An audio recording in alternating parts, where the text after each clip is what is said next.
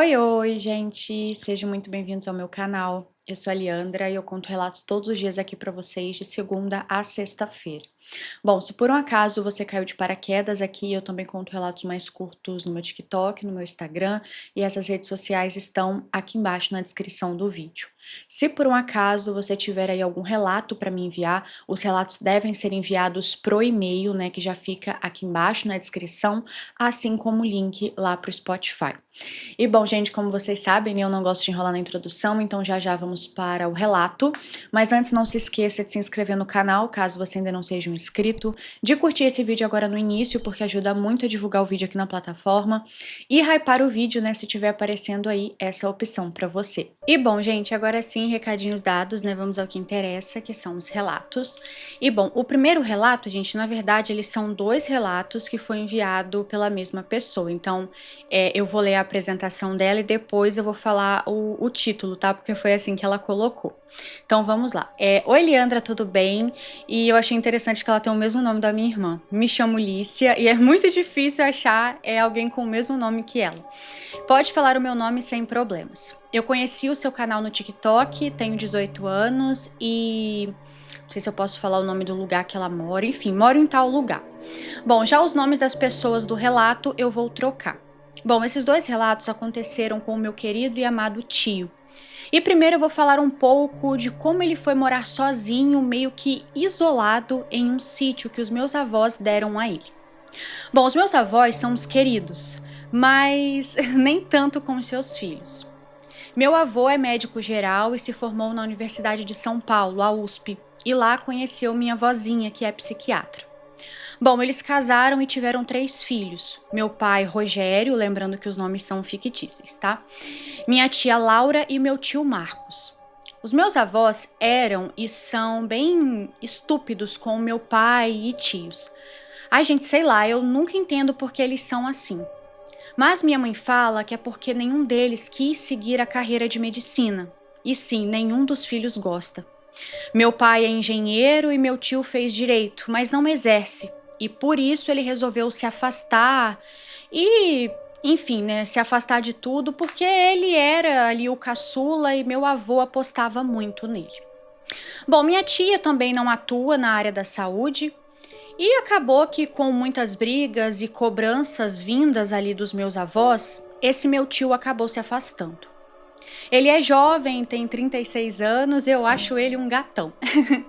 Ele adora tudo assim de terra e tá até fazendo um curso de agronomia. E eu falo pra ele que ele é um típico americano, aqueles que usam botas, calça jeans, blusa e chapéu de rodeio. Mas enfim, vamos ao relato e agora vai ser como se fosse o meu tio contando para o meu pai, né, o que ele vivenciou na época. E só uma observação, não tem como isso ser mentira, porque eu também conheci a mulher, então vamos lá. O primeiro relato se chama A Mulher no Sítio. Era um domingo e eu já tinha jantado e ido para a cama.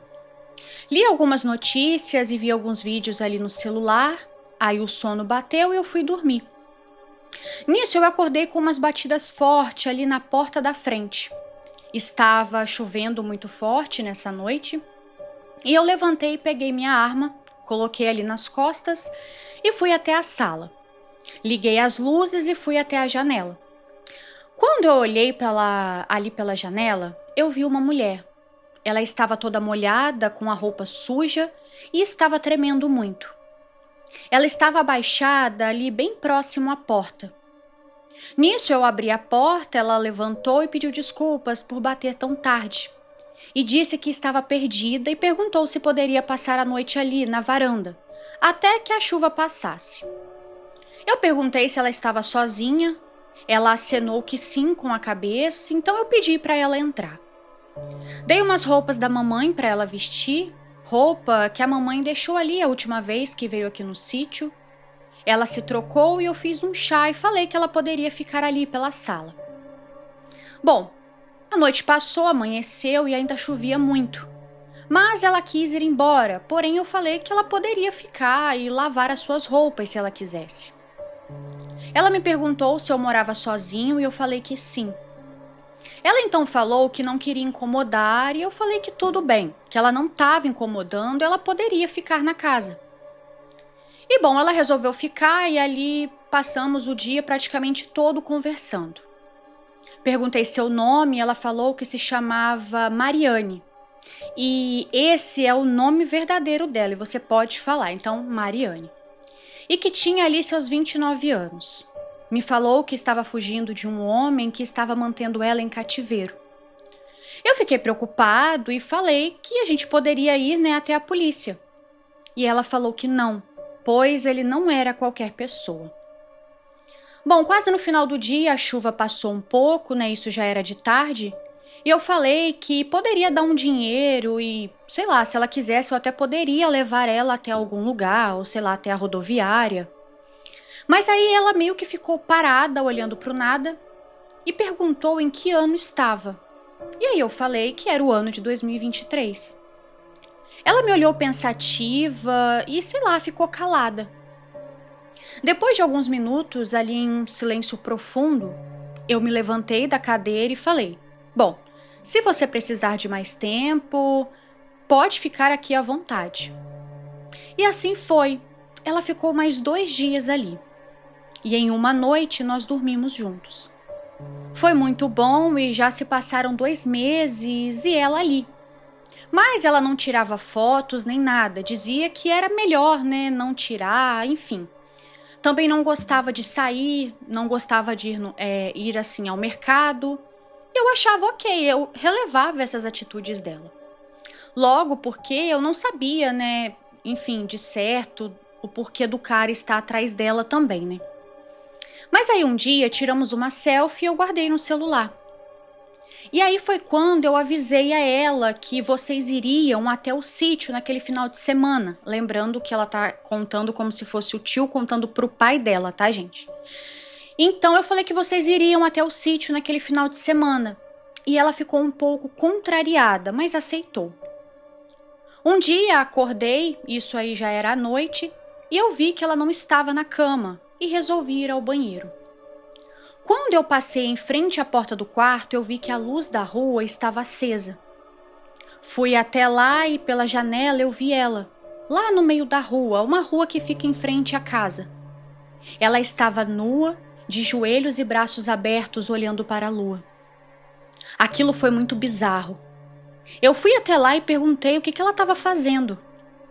Ela meio que se assustou comigo ali e sorrindo falou que era uma tradição ou algo assim que ela fazia para receber uma bênção da lua. Eu achei aquilo muito, muito estranho.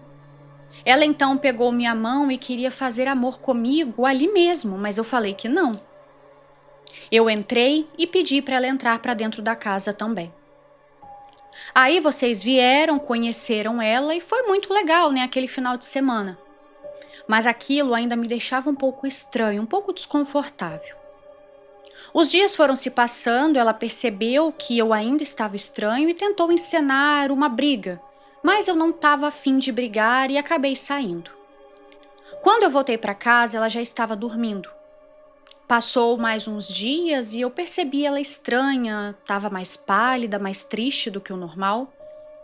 Perguntei se ela estava tudo bem, se ela precisava ir ao médico e ela falou que estava bem. Então, chegou o domingo e começou a chover muito. À noite nós fomos deitar e quando eu acordei eu não achei ela. E o lado que ela estava deitado era como se não tivesse, assim, como se ela nunca tivesse deitado, estava arrumadinho. Então eu fui até a sala e nada de encontrar ela. As janelas estavam todas trancadas, a porta também trancada. Eu procurei por todos os lados, em todo o sítio e nada. Mas não fazia sentido ela ir embora sem nem ter aberto nenhuma porta. E só eu tinha a chave e estava no mesmo lugar que eu havia deixado antes de dormir. Fui então ao banheiro ver as coisas dela, como shampoo e etc. E não estavam lá também. E aí pensei, claro, ela levou, mas nada. Esperei chegar ali o dia e fui na delegacia. Expliquei que uma mulher desapareceu e aí eles pediram uma foto e eu lembrei da selfie. Mas o estranho é que só eu aparecia na selfie. Eu fiquei completamente arrepiado olhando para a tela do celular e eu ficava olhando ali, só tinha eu na foto. Então o delegado pediu novamente, eu falei que não tinha mais, assim, a tal foto. Mas eu deixei a descrição dela e depois fui embora. Isso foi uma loucura, porque tinha uma pessoa comigo por quase 3 meses. E agora não tinha rastro de nada, rastro nenhum dela. Então assim, quem dormiu comigo todos esses meses? Agora sou eu sua inscrita. Bom, a gente só acredita porque a gente também conheceu ela. Minha mãe acha que deve ser um espírito, sei lá, de alguma mulher viajante e que talvez né, se aproveitou dele. Logo porque ele é mais sensitivo ao mundo espiritual. Já o meu pai acha que foi alguma mulher mesmo e foi embora sem ele nem ver e pediu, né, sei lá, pro meu tio acabar trocando ali as fechaduras, porque vai que ela voltava, né, sei lá, com mais gente para fazer alguma maldade. E também falou para ele contratar vigias noturnos. Meu tio hoje tem câmeras pelo sítio e é tudo murado e com muros bem altos, pois ele ficou muito assustado depois disso. Eu acho que ela era uma bruxa, viu ele e quis se aproveitar um pouco. Como ele disse, assim, como ele ficou estranho com ela depois de vê-la nua ali pra lua, talvez, sei lá, acabou com algum encantamento e talvez por ele ter negado ela também. E aí, né, ela achou melhor dar no pé porque senão seria descoberta. E bom, esse foi o relato, Eli, o que você acha? E bom, agora vamos para o próximo, né, que foi enviado pela mesma moça e ele se chama Extraterrestre. Esse relato é mais sinistro e aconteceu ano passado nesse mesmo sítio e será como se fosse, né, o meu tio contando também. Há alguns dias eu estava olhando as mudinhas frutíferas que tinha plantado. Isso já era final de tarde, acho que umas 6h45, pois já estava escurecendo. Quando eu vi ao longe, ali na colina, uma luz parada. Não tão alta nem tão baixa. Estava parada e ficou ali. De início, eu achei que parecia uma estrela mais diferente, pois ela subiu e depois sumiu. Fiquei assustado e no outro dia eu comentei ali com os meus ajudantes do sítio. E um deles falou que poderia ser alienígenas, mas eu não acreditei, é claro. Aí passou uns dias, minha namorada veio aqui no sítio ficar comigo e fomos dormir. Quando acordei Perdão, gente, foi quando assim do nada eu acordei com um clarão que estava vindo do quintal. Vi que ela não tinha acordado, então fui até o quintal sozinho, com uma lanterna e, é claro, com a minha arma. Quando eu abri a porta, eu vi que as luzes estavam tipo passando em cima das plantas frutíferas, que a gente havia plantado ali. Era uma extensão bem grande de tangerina, laranja, entre outras frutas. Eu fui devagar andando até o ponto de conseguir ver, né, o que era que estava saindo ali, o que é que estava soltando aquele feixe de luz que vinha ali do céu. Quando eu consegui ver, eu vi algo que me gelou, assim, o corpo inteiro, secou o sangue das veias. Eu simplesmente vi um disco voador, né, tipo assim, sobrevoando. Era redondo, igual uma bola, e em cima tinha uma cúpula, e eu acho que tinha algo lá dentro. Estava bem alto ali no céu, mais alto do que as mangueiras que tinha ali no sítio. E quando eu fui sacar a arma, eu ouvi algo se mexendo ali em uma árvore que estava próxima a mim. E foi ali que eu vi 2 olhos enormes. E confesso que eu não fiquei para ver o que era, pois eu corri para dentro de casa, fechei tudo e fui deitar. É claro que eu não dormi naquele restante ali da noite. E quando foi pela manhã, eu contei ali ao meu amigo que trabalhava no sítio. Ele falou que aquilo provavelmente era um contato com alienígenas. Mas eu decidi não contar nada para minha namorada, para ela não ficar preocupada. Bom, os dias se passaram e não houve mais nada. Até que em uma quarta-feira eu já estava dormindo, quando minha namorada me acordou e disse que tinha alguém na cozinha. Eu fui até o guarda-roupa, peguei minha arma e devagar eu fui indo até a cozinha. Fui abaixado, né, para surpreender quem estivesse ali. E quando eu cheguei perto da porta, eu me abaixei. E quando eu olhei, assim, as pernas que eu vi, né, quando eu olhei as pernas daquilo, eu me tremi todo. Não era um ser humano. Era esquelético, acinzentado, meio preto, enfim. Até lembrava pés humanos, mas não era. Eu fui subindo os olhos e vi também uma parte ali do glúteo que era magro e cinza também. E aí eu fui observando, né, melhor todo o seu corpo. Mas quando chegou na parte de trás da cabeça, eu congelei. Era comprida e achatada para trás, e eu conseguia ver seu cérebro, que era extremamente grande.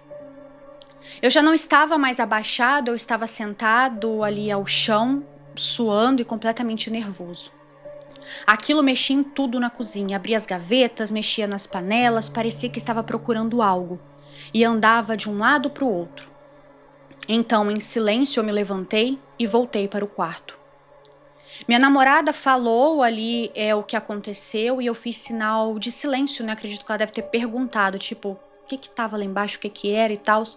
E aí eu fiz sinal ali de silêncio para ela e a levei até o banheiro e mandei ela ficar lá trancada. Ah, e também pedi para ela ligar para a polícia imediatamente. Ela então assim fez. Eu peguei mais balas ali para minha arma, eu tava tremendo muito, muito assustado e fui até a cozinha novamente. Chegando lá, percebi que não tinha mais nada.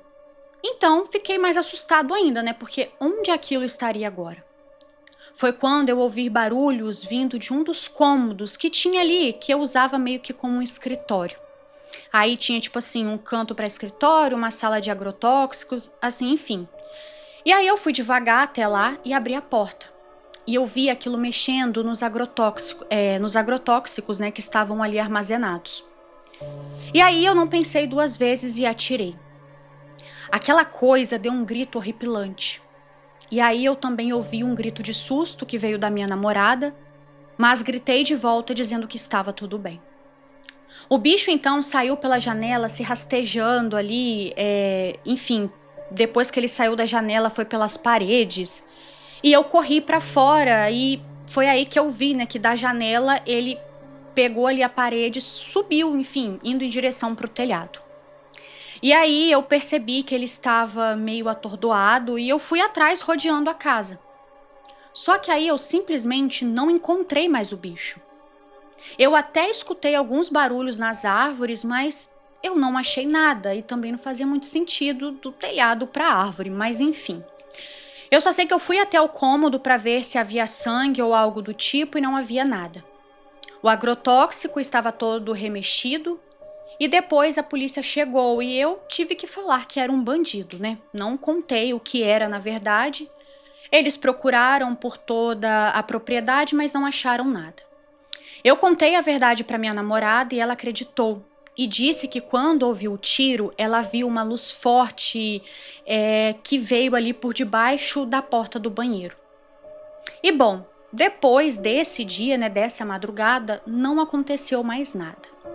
Bom, oi Leandra, sou eu de novo. Meu tio conta essas duas histórias só pra nós mesmos.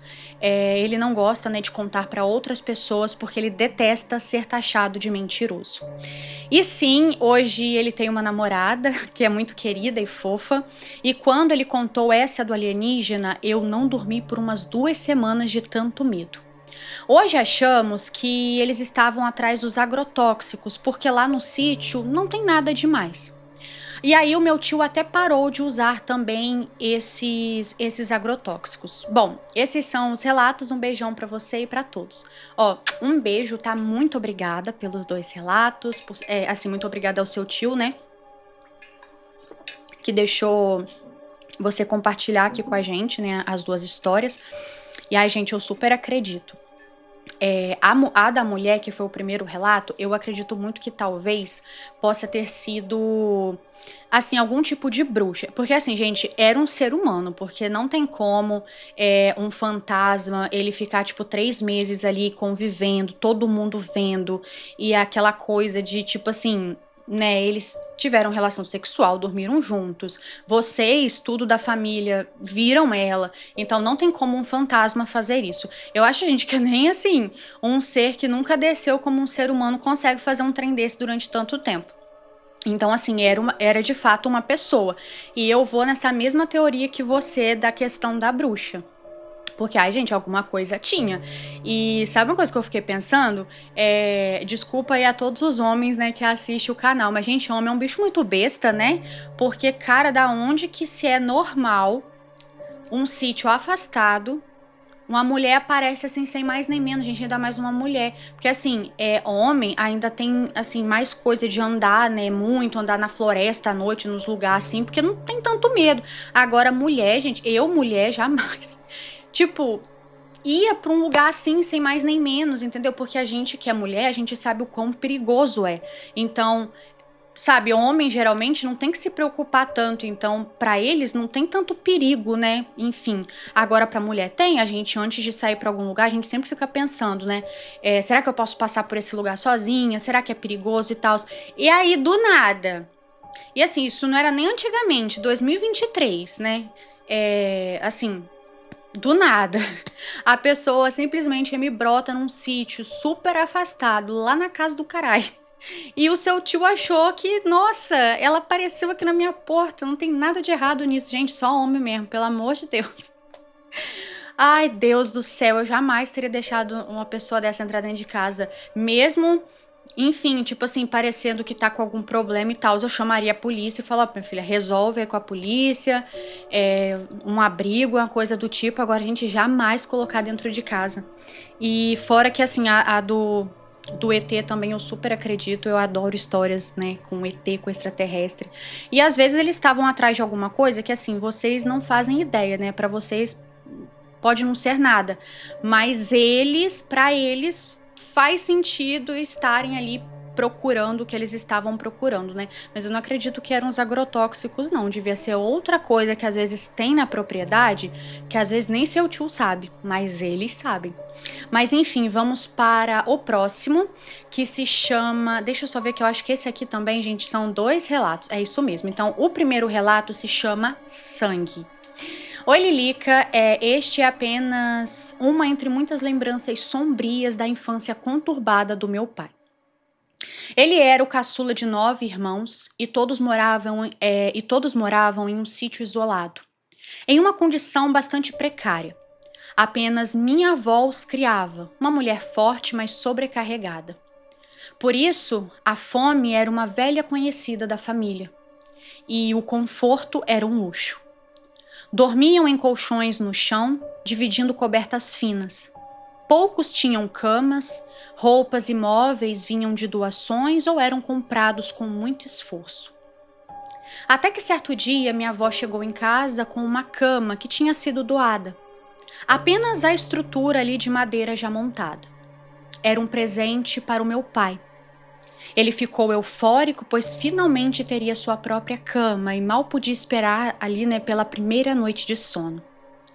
Não sabia, porém, que aquela cama traria memórias que o assombrariam pelo resto da vida. Naquela mesma noite, ele se deitou todo animado, a cama estava encostada ali na parede e ele dormiu de lado, virado para ela, e de costas para a porta. O silêncio do sítio era profundo, como se a própria noite respirasse junto à terra. Mas algo estava errado. Ele sentiu um desconforto repentino, uma sensação densa pairando no ar. Abriu os olhos lentamente e então viu. Entre a cama e a parede surgia uma mão, peluda com garras longas e afiadas, vindo em sua direção, se contorcendo. Ela se aproximava devagar, ameaçadora, como se a qualquer momento fosse agarrar o seu rosto. Meu pai então gritou, um grito que rompeu a quietude da casa e acordou todos. Correu em disparado ali para os braços da minha avó, desesperado, tremendo, e contou tudo, cada detalhe. E o mais incrível, minha avó acreditou, não duvidou nem por um segundo. Naquela mesma noite, ajoelharam-se todos e oraram. Ninguém teve coragem de dormir no quarto, nem mesmo os irmãos mais velhos. Todos passaram a noite com a minha avó.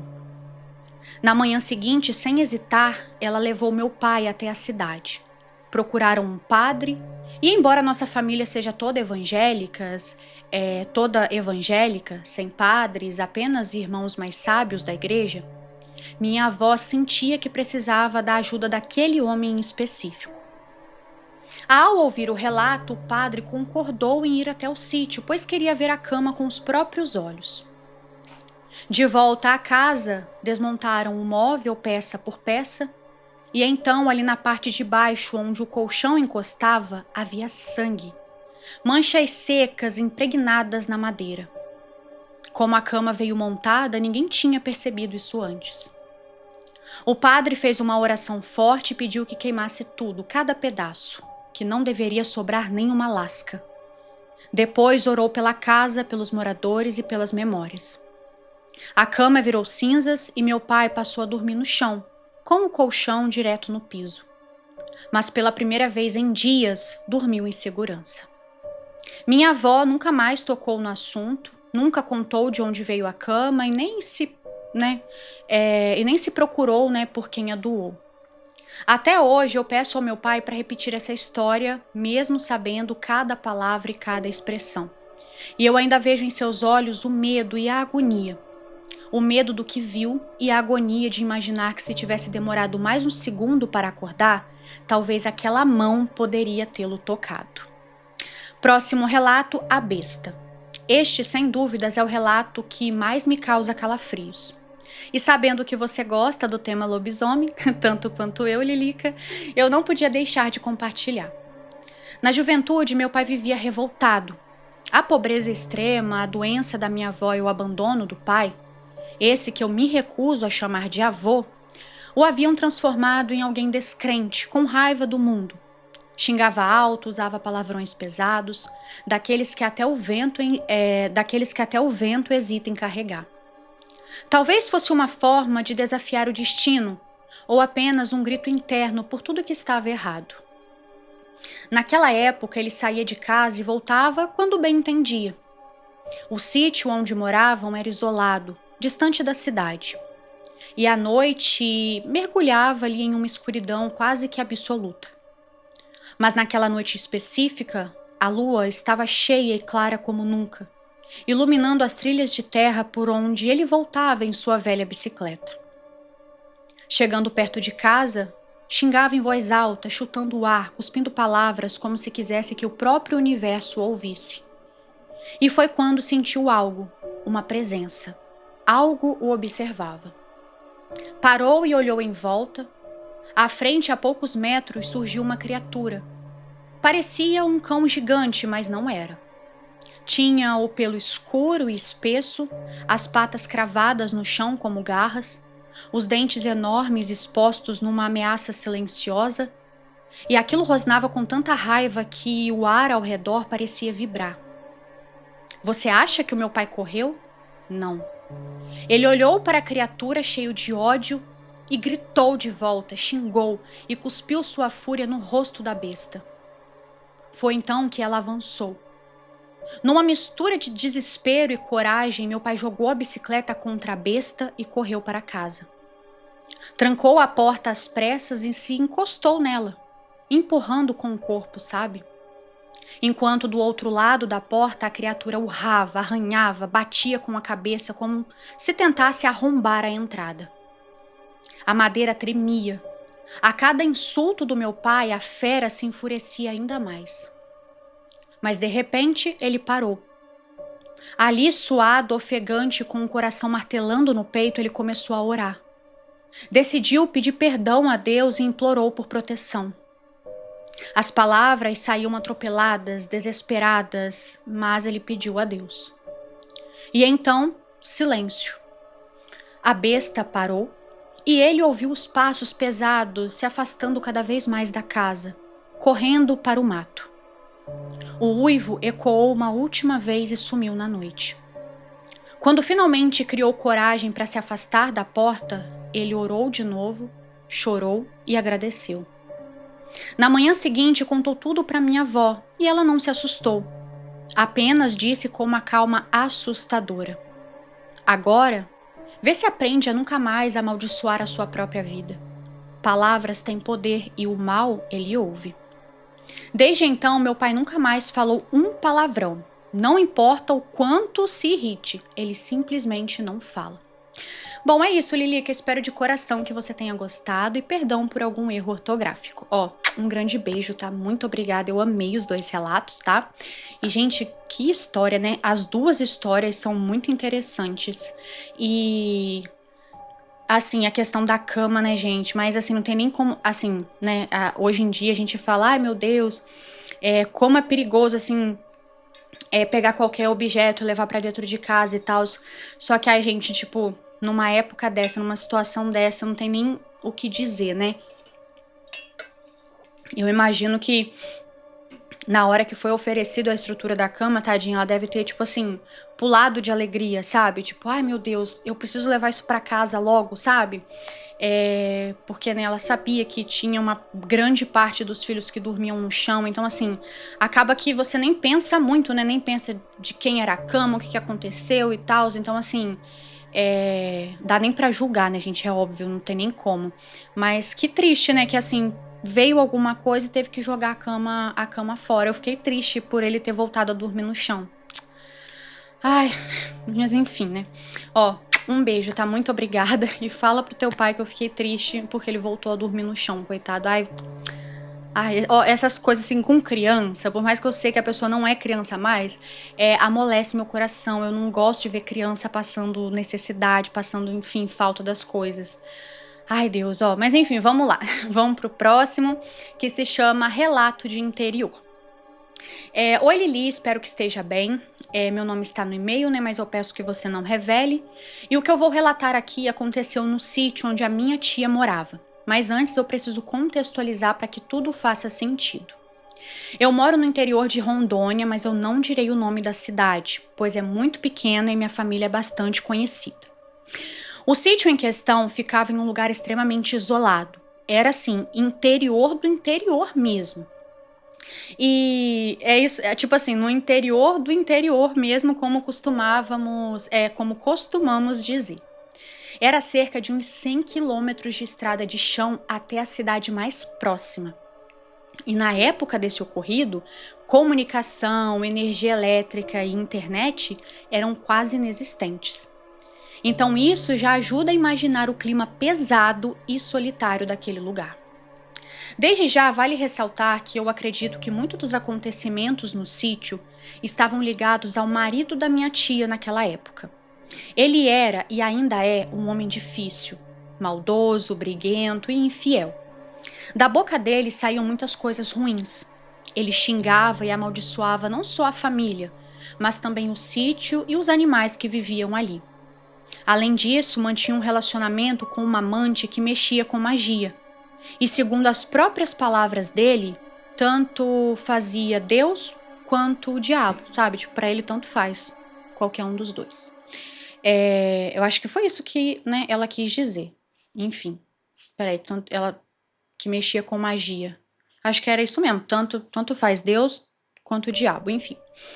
E aí, quando eu era pequena, por volta dos meus 5 anos, eu ia com muita frequência, né, nesse sítio. Eu adorava passar o dia com a minha tia e ela também gostava muito da minha companhia, pois passava a maior parte do tempo completamente sozinha, sabe? O marido e os 2 filhos trabalhavam longe e às vezes chegavam a passar até 30 dias sem voltar para casa. Por isso, em muitas ocasiões, eu acabava dormindo lá. Comigo nunca aconteceu nada diretamente, mas eu sentia algo estranho. Sempre que eu brincava perto do enorme cafezal que cercava a casa, tinha a sensação constante de estar sendo observada. E não era aquele medo comum de criança, pois eu brincava normalmente ali no cafezal da minha própria casa e eu nunca sentia nada parecido. No sítio da minha tia, porém, tudo assim parecia mais sombrio, pesado. Era como se o ambiente carregasse algo ruim, sabe? Bom, até que certa vez eu estava acompanhando ali minha tia enquanto ela regava ali a sua horta. E essa horta ficava em um trieiro acima da casa, que dava acesso à segunda construção feita de tijolos, ainda inacabada. Não tinha janelas, então era possível enxergar praticamente tudo do outro lado.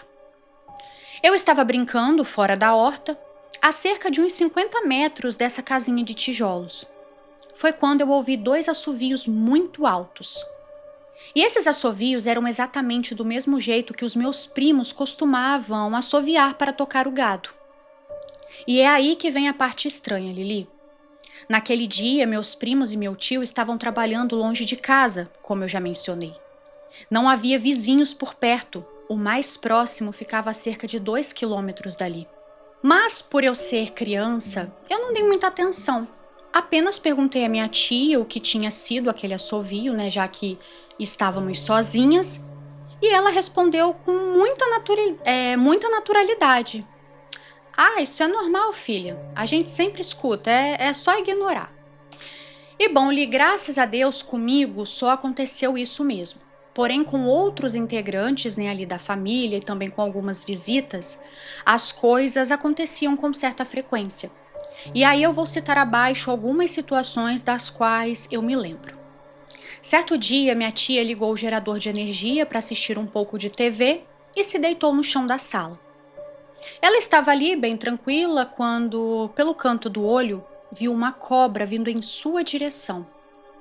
A cobra se entrelaçou ali em seus cabelos e, assustada, minha tia deu um pulo e se levantou rapidamente, vendo a cobra entrar embaixo da cortina que cobria toda a parede. Ela puxou a cortina ali na mesma hora, mas a cobra havia simplesmente desaparecido. Não havia como ela ter se escondido, pois a parede era lisa, sem buracos ou qualquer lugar onde pudesse se enfiar. E também não havia como ela ter fugido pelas portas, que ficavam longe, né? E minha tia certamente teria visto. Em outra ocasião, minha tia estava na mesma sala assistindo TV. Já era noite, por volta das 11 horas. Ela havia colocado um DVD de um filme de terror. Minha tia tinha o costume de lavar as louças na pia que ficava bem próximo ali de onde ela estava sentada, e depois empilhá-las ali para ficar secando ali ao vento. Já estava na metade do filme, assim, em uma cena bem pesada até daquele filme, quando ela ouviu o barulho de louças, e eram assim, como se as louças estivessem caindo no chão. Ela conta que chegou até a sentir o vento dos talheres passando ali perto do seu pé, porque ela estava muito próxima, né? Porém, quando olhou para a pia, as louças estavam lá, intactas, exatamente do jeito que ela havia deixado. Ela desligou a TV e também ali o gerador e correu e dormiu, orando muito, é claro.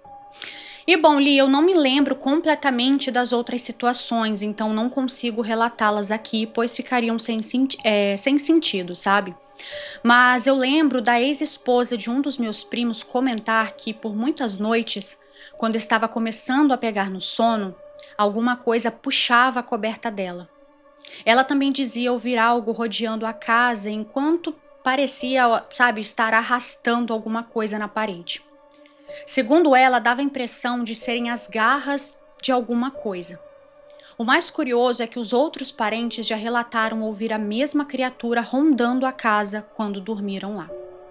Hoje em dia, minha tia não está mais com aquele homem e também não mora mais naquele sítio. Eles venderam o lugar para um fazendeiro que derrubou a casa e arrancou o cafezal. O clima lá é bem tranquilo atualmente, mas acredito que isso seja pelo fato de meu ex-tio não morar mais ali, já que coisas estranhas continuam acontecendo no lugar para onde ele foi.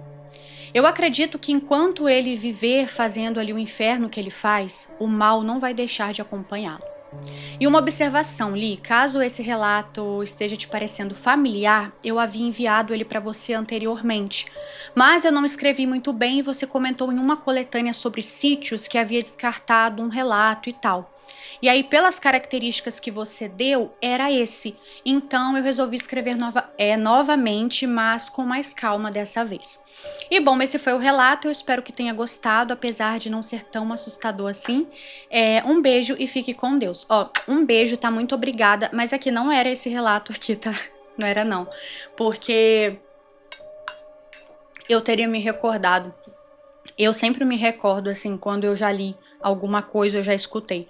Então, eu sempre fico com aquela pulguinha atrás da orelha, mesmo às vezes não tendo certeza. Eu fico, cara, eu tenho quase certeza, mas não tenho.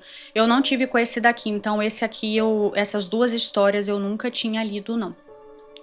E sabe uma coisa que eu fiquei pensando? Assim, pode ser que alguns dos acontecimentos realmente tinha ali a ver com o rapaz, mas a parte do assovio me pega muito, gente, porque para um negócio ficar assoviando, igual a sua tia ter comentado que era algo frequente, fora que ele também não estava na fazenda no dia que isso aconteceu, é bem provável que seja alguma coisa do lugar mesmo, né, do sítio mesmo. E às vezes hoje, tipo, hoje o lugar tem uma energia melhor. É porque, por exemplo, foi vendido para um fazendeiro. Se no lugar hoje é mais, sei lá, plantação, criação de gado, e não mora ninguém, ou tipo assim, se mora talvez um caseiro ou algo do tipo, aí provavelmente não vai ter muitos relatos sobre mesmo. Principalmente se o lugar não for habitado, sabe? For um lugar só pra plantio, pra gado, igual eu falei. Aí mesmo que não vai ter, tipo assim, nenhuma aparição, porque não vai ter ser humano lá pra ficar vendo. Porque, querendo ou não, tem muitos acontecimentos sobrenaturais que eles só acontecem depois de um tempo que tem gente vivendo ali. Não sei se vocês já perceberam, principalmente em casa. Nunca é no dia que a pessoa entra, é muito raro. Na maioria das vezes é depois de algum tempo e vai começando de forma sorrateira. E então, às vezes, não fica gente o suficiente para essas coisas começarem a acontecer, entendeu? Então, isso é até comum de acontecer. Então, às vezes acha que o lugar não é mais assombrado, mas é sim, é porque não mora mais ninguém lá. Agora, se mora e a pessoa não vê mais nada, aí, né, de repente pode ser que era a casa ou os pés de café que o homem, destruiu, né? Então, de repente, nisso que ele tirou essas coisas de lá, tirou o mal também, mas vai saber, né? Mas enfim, de qualquer forma, muito obrigada, tá, por ter enviado. E agora nós vamos para o próximo, que é no mesmo esquema do primeiro relato. São 3 relatos e um e-mail só. Então, 3 experiências sobrenaturais reais da minha infância na roça. Mas é bem provável que cada um vai ter um subtítulo, né? Bom, olá, boa tarde, Leandra. Meu nome é Samuel. E neste... Peraí. E neste e-mail você pode citar todos os nomes mencionados. Esses são 3 relatos reais que eu vivi ainda na infância, no interior de São Paulo. Experiências que até hoje me fazem refletir sobre o quanto o espiritual e o desconhecido estão presentes na nossa vida. Relato 1. O barulho na área e a presença sem pegadas. Eu devia ter uns 7 ou 8 anos de idade.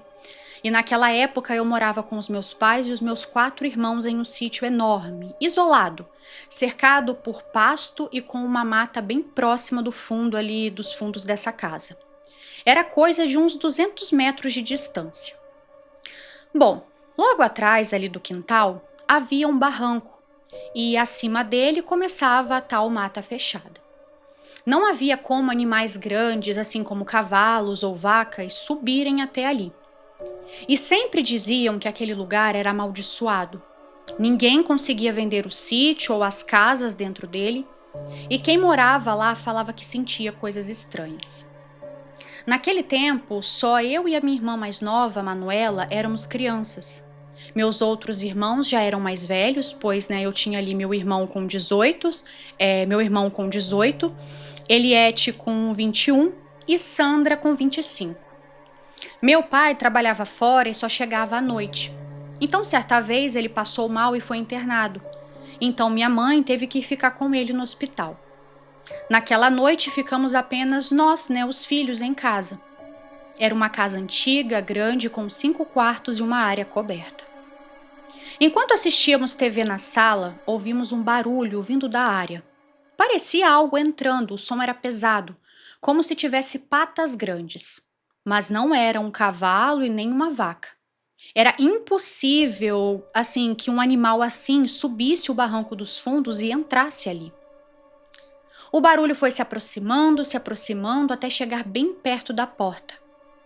Logo em seguida, ouvimos uma respiração forte, muito próxima. Ficamos todos paralisados, sem coragem de olhar, e de repente, o som saiu correndo em direção à mata.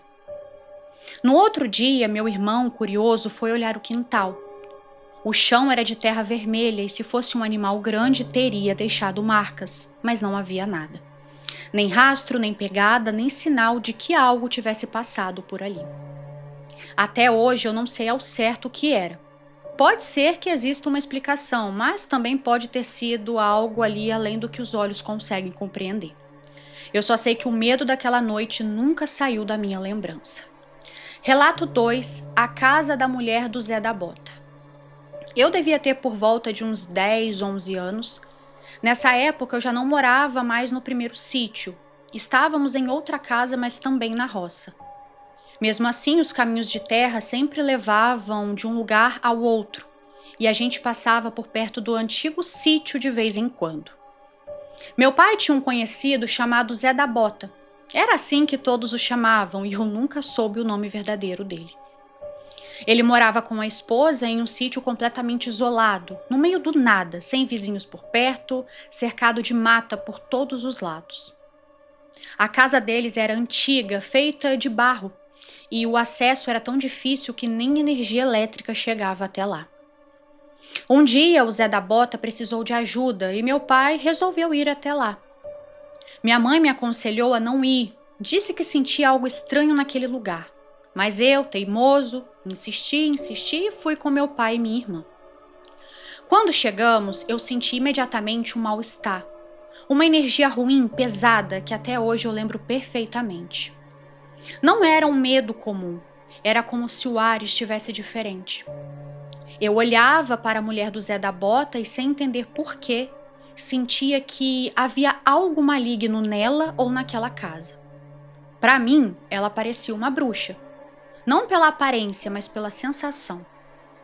Até hoje eu me arrepio só de pensar. Voltamos para casa, mas aquela sensação ruim veio comigo.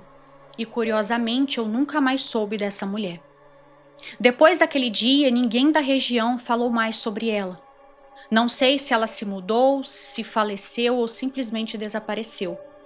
Mas eu nunca mais ouvi o nome dela ser mencionado. E isso sempre me pareceu muito estranho. Naquela noite eu não consegui dormir no escuro. Eu dividi o quarto com a minha irmã mais nova, mas mesmo com ela ali, o medo era maior. Foi então que eu comecei a ver. Na parede do quarto começaram a aparecer várias figuras pequenas, negras, com chifres em formato de criança. Elas escalavam as paredes ali, né, do quarto, também iam para o teto e se moviam por todo o quarto. Eu não estava dormindo, estava acordado, completamente consciente. Não conseguia chamar por ninguém nem me mexer. Passei a noite inteira paralisado, olhando aquelas coisas. E eu sabia o que eu estava vendo. Eram demônios. Quando amanheceu, contei tudo à minha mãe. Ela me olhou e disse: "Eu te avisei, né, para não ir àquela casa." No mesmo dia, ela me levou a um terreiro da Umbanda, que ela costumava frequentar, né, quando precisava de ajuda espiritual. E assim, minha mãe era muito católica, mas tinha o coração aberto e acreditava nas forças do bem. Então, buscava auxílio na Umbanda sempre que sentia que algo estava errado. Eu não lembro de todos os detalhes do que aconteceu naquele dia, apenas de ter ficado em pé no meio do terreiro, cercado de pessoas rezando e cantando. Depois disso, nunca mais vi nada. Consegui dormir e a sensação ruim desapareceu completamente. Hoje, adulto e um bandista, compreendo melhor tudo aquilo. E o mais impressionante é que sou um bandista nesse mesmo terreiro, né, que quando criança me ajudou sem que eu entendesse o que acontecia. Eu nunca imaginei que um dia eu seria parte daquele lugar e hoje sou profundamente feliz e grato por estar ali, cercado pela mesma fé que lá atrás me libertou. Aqui, esse relatinho aqui acabou, né? Você perguntou se todo mundo viu a mesma mulher que você, né? Tipo, ele realmente tinha uma esposa, era a esposa dele, assim, sua irmã e seu pai viram ela também, né? Porque me veio aqui na cabeça, será que ela não era um fantasma, não? Tipo, enfim, e só você tava vendo? Né? Porque depois ela sumiu, aí tipo, ninguém mais tocou no nome dela, e foi uma dúvida que me gerou aqui. Todo mundo tava ciente que tinha que ter uma mulher ali, né? Tipo, assim, todo mundo tava vendo a mesma pessoa, né? Que me veio isso na cabeça, tipo, será que era um fantasma e que tava fazendo mal a ele? Mas enfim. Terceiro relato, os olhos vermelhos na mata. Vamos lá. Esse último acontecimento tem ligação direta com o primeiro. Depois que o meu pai deixou o antigo sítio, aquele onde ouvimos o barulho misterioso na área, ele começou a trabalhar como caseiro em outro sítio, mas que fazia divisa com o mesmo terreno. A mata que cercava os fundos da nossa nova casa era a mesma que cercava a casa de antes. E para ir até a estrada principal onde passava o ônibus da escola, a gente precisava andar mais de 1 hora a pé, saindo de casa ainda no escuro por volta de 5h20 da manhã. Eu ia com minha mãe e minha irmã mais nova, Manuela, e muitas das vezes a gente se encontrava ali no caminho com a minha irmã mais velha, Sandra, que trabalhava como doméstica na casa dos donos do sítio. Certa manhã, ainda muito cedo, com a neblina cobrindo ali tudo e o dia ainda escuro, a gente seguiu o trajeto de sempre. Quando nos aproximamos da divisa entre os dois sítios, vimos a Sandra parada ali na beira da estradinha, a estradinha de terra. E ela estava olhando fixamente para a mata. Ela estava totalmente imóvel e não respondia quando a gente chamava e parecia estar em transe. Nós não entendíamos o que estava acontecendo, chamamos por ela várias e várias vezes, tentamos tocar nela, sacudir, falar mais alto, mas nada fazia efeito. Depois de uns 15 a 20 minutos, ela finalmente voltou ao normal, como se despertasse de um susto profundo. Ela conseguiu andar, mas estava pálida, confusa, tremendo e não quis dizer nada. Foi aí que percebemos que não dava mais tempo de ir para a escola, então eu, minha mãe e minha irmã mais nova voltamos com ela para casa, ajudando-a a caminhar. Só quando chegamos em casa e ela se acalmou foi que começou a contar o que havia acontecido. Ela disse que ao passar pela porteira, que divide os dois sítios, olhou para dentro da mata e viu um bicho enorme, completamente preto, com os 2 olhos vermelhos que brilhavam no meio da neblina. Ela contou que o medo foi tão grande que o corpo dela travou e ela simplesmente não conseguia se mexer. Ela ficou parada ali sem conseguir gritar nem correr e para ela foi algo assustador e inexplicável. Nunca soubemos o que era.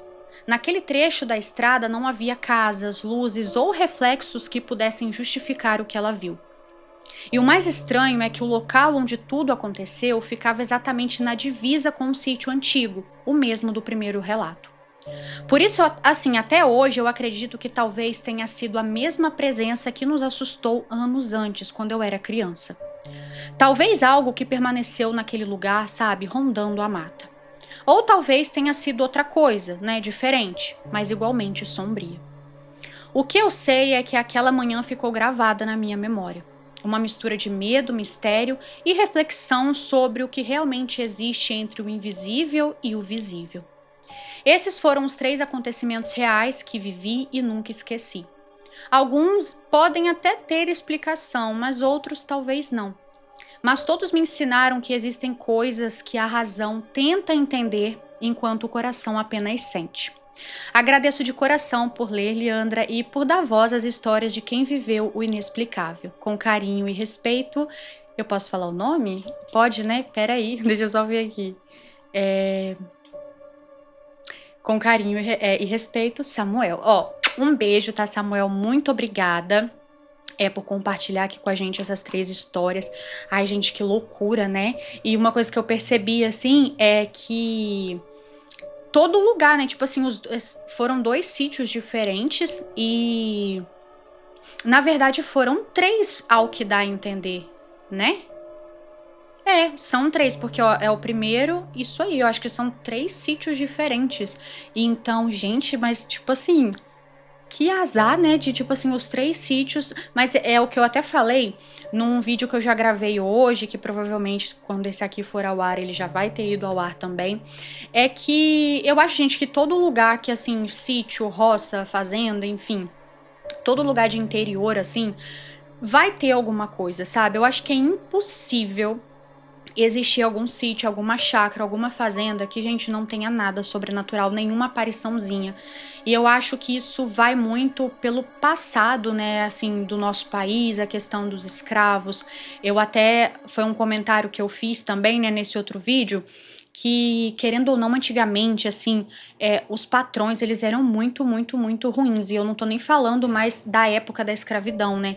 Então, há uns bons anos atrás, não existia as leis que tem hoje, então, antigamente os patrões, eles faziam o que bem entendiam com os funcionários, e era muita maldade, muita mesmo. Então, às vezes, são alma de pessoas que morreram de formas, assim, brutas e aí não conseguem fazer a passagem. Ou pessoas que querem vingança pelo que foram feitos ali a elas. Antigamente também, tinha muitos fazendeiros que faziam assim, tipo, eu quero aquela terra, mas aquela família não quer me vender aquela terra. Ele simplesmente ia lá, matava todo mundo da família e tomava a terra. Então, assim, hoje em dia, creio eu que não se pode fazer isso com a mesma. Assim, nunca pôde, né, gente? Mas não tem como isso acontecer com a frequência que acontecia antigamente. Igual assim, aqui na minha região, é óbvio que eu não vou citar o nome, mas tinha um homem que ele era muito rico. Hoje ele não está vivo mais, mas assim, ele era muito, muito, muito rico. E ele ele era dono de uma empresa muito grande. Aí, no passado, ele fazia isso, né? E, tipo assim, isso não é lenda, não, gente. Tipo assim, não é, ai meu Deus, viveu um homem e tal. Não, não é lenda. Ele realmente fazia isso. E eu conhecia, assim, pessoas que, quando era ali novo, rapazinho e tal, né? Pessoas que nem estão entre nós mais hoje em dia. Trabalhou para ele assim, e é algo que todo mundo que trabalhava para ele sabia. Ele chegava num lugar, numa fazenda, ele queria aquelas terras, ele mandava matar, ou então ele. Outra coisa que, tipo assim, é uma maldade extrema, tipo assim, ele botava vários homens morando perto da propriedade para ficar meio que atentando as mulheres da família. E aí, para não acontecer o pior, a família aí vendia logo a casa para eles, o terreno. Então, assim, antigamente tinha muito disso. E aí eu imagino que essas famílias, às vezes que foram mortas ou que tiveram que sair às pressas do terreno, amaldiçoa o lugar. E, gente, é aquilo, né? Praga, a nossa palavra, as coisas que a gente fala tem muito poder. Então, às vezes, as pessoas que estavam sendo expulsas rogavam pragas no lugar. Então, eu acredito que tem muito disso, e é por isso que é uma opinião minha. Não existe aqui no Brasil, pelo menos, sítio, chácara, fazenda, que não tenha pelo menos isso aqui de assombração. Gente, eu acho que não tem como. Mas, enfim, de qualquer forma, muito obrigada, tá, rapaz, que enviou os relatos, e também muito obrigada a todos que enviaram os relatos para essa coletânea ter sido feita.